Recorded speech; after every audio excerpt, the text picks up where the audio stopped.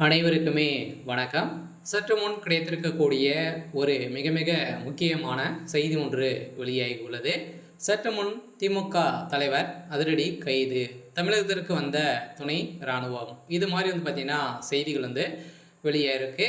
இப்போ அதிரடியாக உச்சக்கட்ட கோபத்திலும் பார்த்தீங்கன்னா முதல்வர் ஸ்டாலின் அவர்கள் இருக்காரு. திமுகவே ஒரு மிகப்பெரிய பரபரப்பை ஏற்படுத்தியிருக்கு. சொல்ல பார்த்தீங்கன்னா அப்படி என்ன நடந்திருக்கு, திமுகவில் பார்த்தீங்கன்னா என்ன நடந்திருக்கு அப்படின்னா, இப்போ சனிக்கிழமை பார்த்தீங்கன்னா அதிரடியாக திருச்சியில் விஜய் அவர்கள் பேசிய சம்பவம், அவருக்கு சேர்ந்த கூட்டத்தின் அடிப்படையில் பார்த்து திமுக இதுக்கு மேலே ஆட்சிக்கு வரத்துக்கான வாய்ப்புகளே இல்லை அப்படின்ற அளவுக்கு பார்த்தீங்கன்னா அந்த அளவுக்கு கூட்டம் சேர்ந்திருந்தது.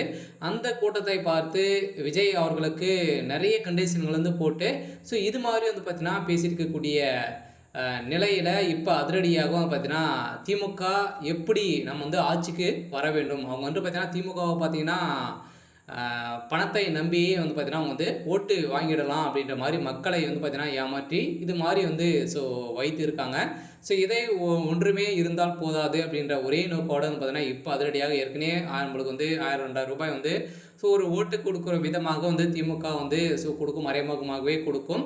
இந்த நிலையில் இப்போ விஜய்க்கு அவர்களுக்கு வரக்கூடிய கூட்டத்தின் அடிப்படையில் பார்த்தீங்க அப்படின்னா, இப்போ ஒரு ஓட்டுக்கு 10,000 ரூபாய் விதத்தில் தரப்போகணும் அப்படின்ற மாதிரி இப்போ ரகசிய தகவல் வெளியாக இருக்கக்கூடிய நிலையில் இந்த தகவல் பார்த்தீங்கன்னா அதிரடியாக அமலாக்கத்துறைக்கு செல்ல இப்போ அதிரடியாக பார்த்தீங்கன்னா இந்த பணங்கள் அனைத்துமே எங்கே இருக்குது அப்படின்ற மாதிரி அமலாக்கத்துறை ரைடு நடத்தியிருக்காங்க. இந்த ரைடின் அடிப்படையில் தான் இப்போ அதிரடியாக திமுக தலைவர் அதிரடியாக இன்று காலை அதிரடியாக கைது செய்யப்பட்டிருக்காரு அப்படின்ற மாதிரி தகவல் வெளியாக இருக்குது. முதல்வர் ஸ்டாலின் அவர்கள் கைது செய்யப்பட்டார் அப்படின்னா தமிழகத்தில் ஒரு பரபரப்பை ஏற்படுத்தும், பெரும் ஒரு மிகப்பெரிய கலவரங்களாகவே மாறும்.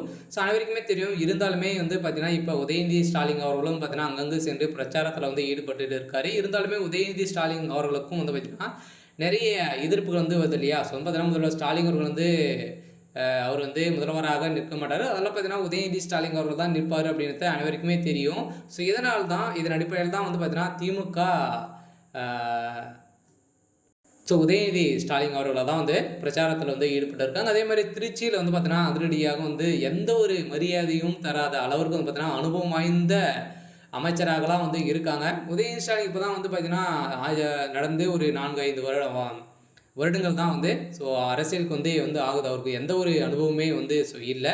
இருந்தாலுமே இது மாதிரி அனுபவம் வாய்ந்த அமைச்சர்கள்லாம் பார்த்தீங்கன்னா இழிவாக பேசி அவர்கள் பார்த்தீங்கன்னா தாழ்த்தி பேசக்கூடிய நிலை இருக்குது. அதெல்லாம் பார்த்தீங்கன்னா இது மாதிரி திமுகவில் அடாவடித்தனங்கள் நிறைய இருக்குது அப்படின்ற மாதிரியும் நிறைய புகார் எழுந்திருக்கக்கூடிய நிலையில் இப்போ அதிரடியாக திமுக தலைவர் முதல்வர் ஸ்டாலின் அவர்கள் கைது செய்யப்பட்டதாக ஒரு தகவல் வெளியாக இருக்குது. இருந்தாலுமே என்ன நடக்க போகுது அப்படின்றத வெயிட் பண்ணி பார்க்கலாம். இது மாதிரி செய்திகளை தெரிஞ்சுக்கணும் அப்படின்னா மறக்காமல் நம்மளுடைய சேனலை சப்ஸ்கிரைப் பண்ணி சப்போர்ட் பண்ணுங்கள். தேங்க்யூ.